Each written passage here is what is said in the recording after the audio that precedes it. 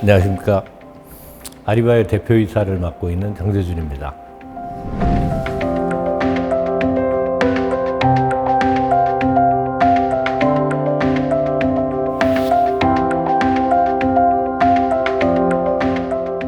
아리바이오는 다중기작 약물을 가지고 퇴행성 뇌질환 치료제를 개발하는 기업이고요.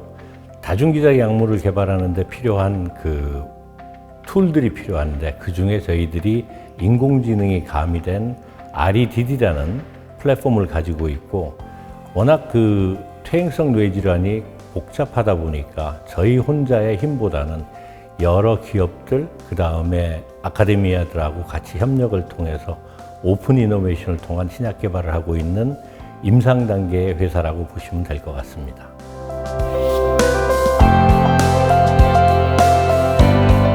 저희들이 가질 수 있는 경쟁력이 뭔가를 고민을 하게 됐고, 그렇게 하다 보니까 항암제라든지 대사질환, 특히 이제 고혈압이나 고지혈증 같은, 그리고 당뇨 같은 이런 질환의 경우에 다국적 제약 기업들이 워낙 노하우들이 많이 쌓여 있고 가지고 있는 리소스가 대단합니다.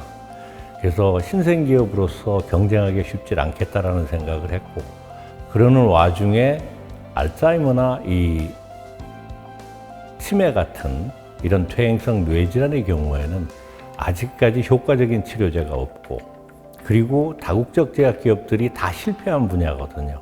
그러다 보니까 거기는 오히려 기울어진 운동장이 되지 않고 같이 경쟁을 해볼 수 있지 않겠느냐 하는 그런 생각을 하게 됐고요. 또 하나는 환자도 힘들지만 환자의 가족들이 제일 힘든 질병이 지금 알츠하이머입니다. 그래서 그 알츠하이머를 선택하게 됐습니다.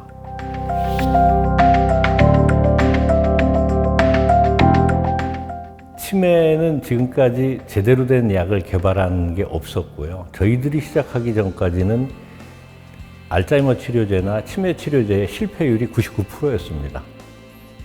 그러다 보니까 다국적 제약 기업도 잘 모르고, 또 하나는 뭔가를 따라갈 수 있는 모델이 없는 거예요. 지금 알츠하이머를 보면 우리가 알려져 있는 것처럼 알츠하이머가 약 한 3분의 2고 혈관성 치매라든지 루이소체 치매가 한 10% 정도씩 있다. 그리고 나머지는 기타 치매라고 생각을 하는데, 알츠하이머라든지 치매의 정확한 진단은 오탑시를 부검을 해봐야만 됩니다. 부검을 해본 데이터를 보면 재미있게도 순수 알츠하이머는 14%밖에 안 돼요. 혈관성 치매가 10%, 그 다음에 루이소체 치매가 약 한 8%. 그렇게 해서 약 한 35% 정도가 순수하게 그렇게 돼 있고, 나머지 65%는 그럼 어디 있을까요? 다 복합 치매입니다. 그러다 보니까 이런 진단 자체가 굉장히 부정확해서 저희들이 치매 치료제를 개발할 때 굉장히 큰 고민이 많았어요.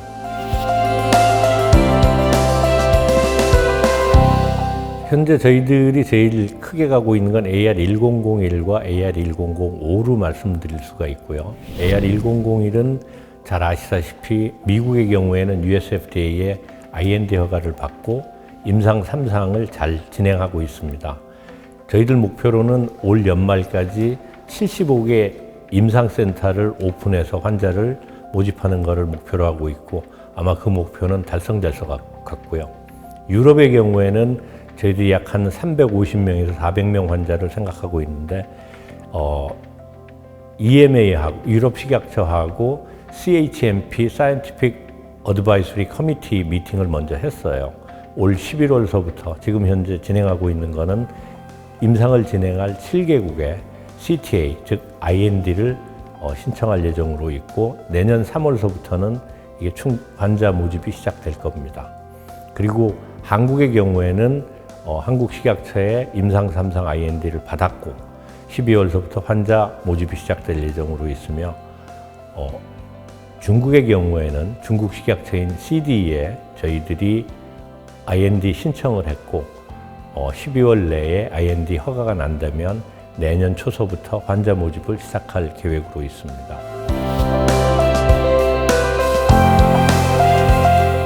외국과 비교해서 신약 개발이 성공하기 위해서는 현재보다는 조금 더 폭넓고 전문적인 그런 파이낸셜 시스템이 있어야 되는데 아직 우리는 미국이라든지 유럽에서 사용하고 있는 그 파이낸셜 시스템이 아직 없습니다. 그래서 그런 부분이 좀 안타깝고 장점으로 보면 우리나라 상당히 많이 와 있거든요.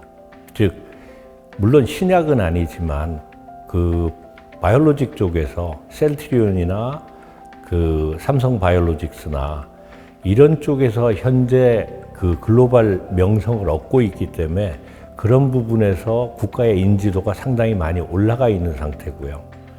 그동안 많은 분들이 외국에서 공부를 하고 들어오시고 그 다음에 국내에서도 카이스트나 다른 그 광주과학위원 이런 데서 엄청난 그 인재들을 교육을 해서 베이식 사이언스, 기초 과학에 대한 노하우들이 굉장히 많이 쌓여 있습니다.